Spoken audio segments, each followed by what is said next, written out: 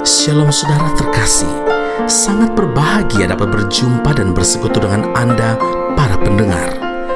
Lukas 17 ayat 10b, kami adalah hamba-hamba yang tidak berguna. Kami hanya melakukan apa yang harus kami lakukan.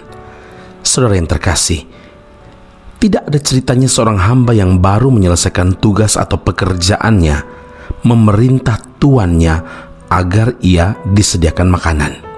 Yang ada sebaliknya, seletih-letihnya hamba bekerja, apabila si tuan memintanya untuk menyediakan makanan, hamba itu pun pergi melakukan apa yang diperintahkan tuannya. Bila si tuan sudah selesai makan, barulah hamba itu boleh makan. Adakah tuan berterima kasih kepada hamba itu karena hamba itu telah melakukan apa yang ditugaskan kepadanya? Tidak. Itu sudah menjadi tugas dan tanggung jawab seorang hamba, yaitu melakukan apapun yang diperintahkan tuannya meski dalam keadaan yang letih, yang lelah.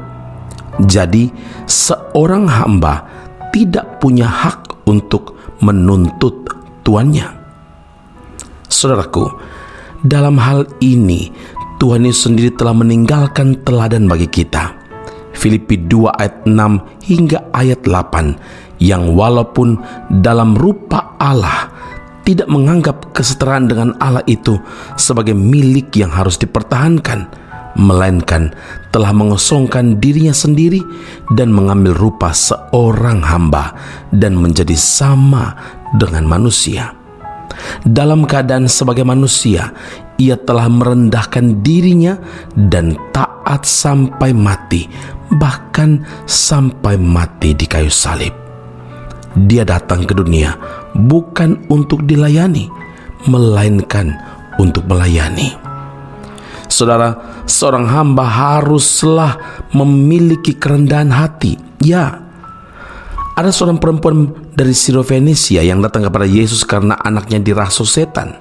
Tetapi Tuhan Yesus berkata, tidak patut mengambil roti yang disediakan bagi anak-anak dan melemparkannya kepada anjing. Markus 7 ayat yang ke-27. Meski perkataan Tuhan sangat pedas, perempuan dari Sirofenisia itu tidak tersinggung atau sakit hati, saudara, sebab ia sadar siapa dirinya, seorang hamba yang rendah. Ia pun menjawab, benar Tuhan, tetapi anjing yang di bawah meja juga makan remah-remah yang dijatuhkan anak-anak. Maka karena ia memiliki kerendahan hati, maka Tuhan Yesus menunjukkan belas kasih-Nya dan terjadinya mujizat. Anaknya dipulihkan. Saudara, begitu pula kita sebagai hamba-Nya Tuhan, tidak ada yang patut dibanggakan.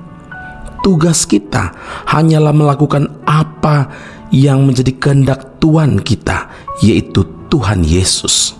Dalam hal ini, tidak ada istilah hamba Tuhan besar atau hamba Tuhan kecil.